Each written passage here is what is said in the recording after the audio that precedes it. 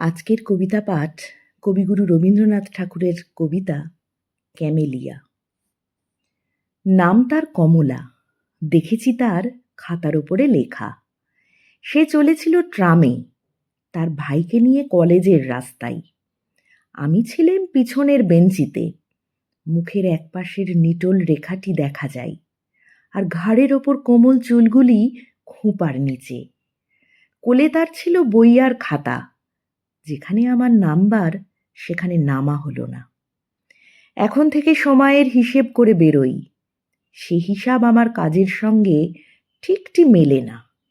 প্রায় ঠিক মেলে ওদের বেরোবার সময়ের সঙ্গে, প্রায়ই হয় দেখা।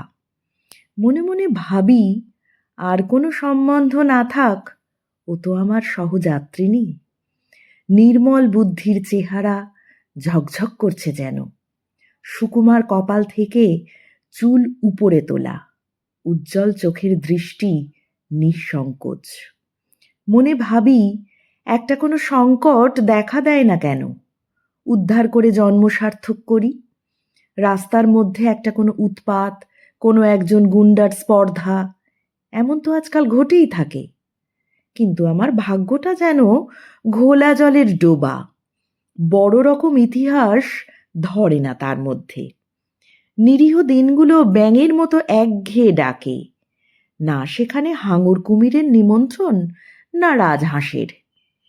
একদিন ছিল ঠেলাঠেলি ভিড়, কমলার পাশে বসেছে একজন আধা ইংরেজ। ইচ্ছে করছিল অকারণে টুপিটা উড়িয়ে দিই তার মাথা থেকে, ঘাড়ে ধরে তাকে রাস্তায় দিই নামিয়ে।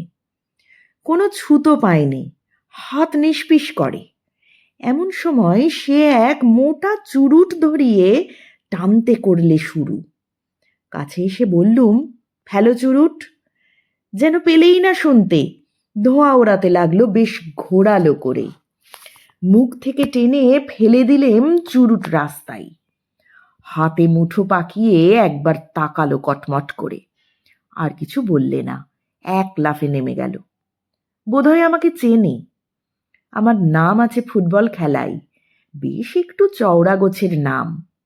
লাল হয়ে উঠল মেয়েটির মুখ, বই খুলে মাথা নিচু করে ভান করলে পড়বার।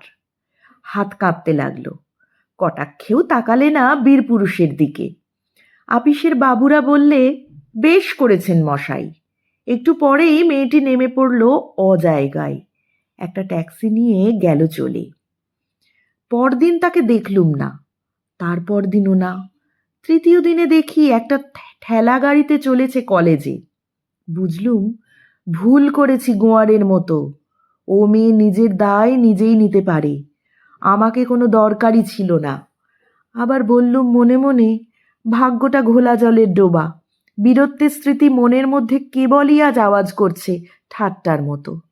ঠিক করলুম ভুল শোধরাতে হবে। খবর পেয়েছি গরমের ছুটিতে ওরা যায় দার্জিলিংয়ে। সেবার আমারও হাওয়া বদলাবার জরুরি দরকার। ওদের ছোট্ট বাসা, নাম দিয়েছে মতিয়া। রাস্তা থেকে একটু নেমে এক কোণে গাছের আড়ালে, সামনে বরফের পাহাড়। শোনা গেল আসবে না এবার। ফিরব মনে করছি এমন সময়ে আমার এক ভক্তের সঙ্গে দেখা, মোহনলাল। রোগা মানুষটি, লম্বা, চোখে চশমা। দুর্বল পাকযন্ত্র দার্জিলিংয়ের হাওয়ায় একটু উৎসাহ পাই। সে বললে, তনুকা আমার বোন, কিছুতে ছাড়বে না তোমার সঙ্গে দেখা না করে। মেয়েটি ছায়ার মতো, দেহ যতটুকু না হলে নয় ততটুকু, যতটা পড়াশোনায় ঝোঁক আহারে ততটা নয়। ফুটবলের সর্দারের পরে তাই এত অদ্ভুত ভক্তি। মনে করলে আলাপ করতে এসেছি সে আমার দুর্লভ দয়া। হায় রে ভাগ্যের খেলা! যেদিন নেমে আসবো তার দুদিন আগে তনুকা বললে, একটি জিনিস দেব আপনাকে, যাতে মনে থাকবে আমাদের কথা। একটি ফুলের গাছ। এ এক উৎপাত, চুপ করে রইলেম। তনুকা বললে, দামি দুর্লভ গাছ, এদেশের মাটিতে অনেক যত্নে বাঁচে। জিজ্ঞেস করলেম নামটা কি? সে বললে ক্যামেলিয়া। চমক লাগলো, আর একটা নাম ঝলক দিয়ে উঠল মনের অন্ধকারে। হেসে বললেম, ক্যামেলিয়া? সহজে বুঝি এর মন মেলে না। তনুকা কি বুঝলে জানি নে, হঠাৎ লজ্জা পেলে, খুশিও হলো। চললেম টব শুদ্ধ গাছ নিয়ে। দেখা গেল পার্শ্ববর্তিনী হিসাবে সহযাত্রিনীটি সহজ নয়। একটা দোকামরা গাড়িতে টবটাকে লুকোলেম নাবার ঘরে। থাক, এই ভ্রমণ বৃত্তান্ত বাদ দেওয়া যাক, আরও মাস কয়েকের তুচ্ছতা। পুজোর ছুটিতে প্রহসনের জবনিকা উঠল সাঁওতাল পরগনায়। জায়গাটা ছোট, নাম বলতে চাই নে। বায়ুবদলের বায়ুগ্রস্ত দল এ জায়গার খবর জানে না। কমলার মামা ছিলেন রেলের ইঞ্জিনিয়ার, এখানেই বাসা বেঁধেছেন। শালবনের ছায়ায় কাঠবিড়ালিদের পাড়ায়। নীল পাহাড় দেখা যায় দিগন্তে। অদূরে জলধারা চলেছে বালির মধ্যে দিয়ে। পলাশ বনে তসরের গুটি ধরেছে, মহিষ চড়ছে হর্তুকি গাছের তলায়। উলঙ্গ সাঁওতালের ছেলে পিঠের উপরে। বাসাবাড়ি কোথাও নেই, তাই তাঁবু পাতলেম নদীর ধারে। সঙ্গী ছিল না কেউ, কেবল ছিল সেই ক্যামেলিয়া। কমলা এসেছে মাকে নিয়ে। রোদ উঠবার আগে হিমে ছোঁয়া স্নিগ্ধ হাওয়ায় শালবাগানের ভিতর দিয়ে বেড়াতে যায় ছাতি হাতে। মেঠো ফুলগুলো পায়ে এসে মাথা কোটে, কিন্তু সে কি চেয়ে দেখে? অল্প জল নদী পায়ে হেঁটে পেরিয়ে যায় ওপারে, সেখানে শিশু গাছের তলায় বই পড়ে। আর আমাকে সে যে চিনেছে তা জানলেম আমাকে লক্ষ্য করে না বলেই। একদিন দেখি নদীর ধারে বালির উপর ওদের চড়িভাতি। ইচ্ছে হলো গিয়ে বলি, আমাকে দরকার কি নেই কিছুতেই। আমি পারি জল তুলে আনতে নদী থেকে, পারি বন থেকে কাঠ আনতে কেটে, আর তাছাড়া কাছাকাছি জঙ্গলের মধ্যে একটা ভদ্রগোছের ভালুকও কি মেলে না? দেখলেম দলের মধ্যে একজন যুবক, শর্ট পরা, গায়ে রেশমের বিলিতি জামা, কমলার পাশে পা ছড়িয়ে হাভানা চুরুট খাচ্ছে।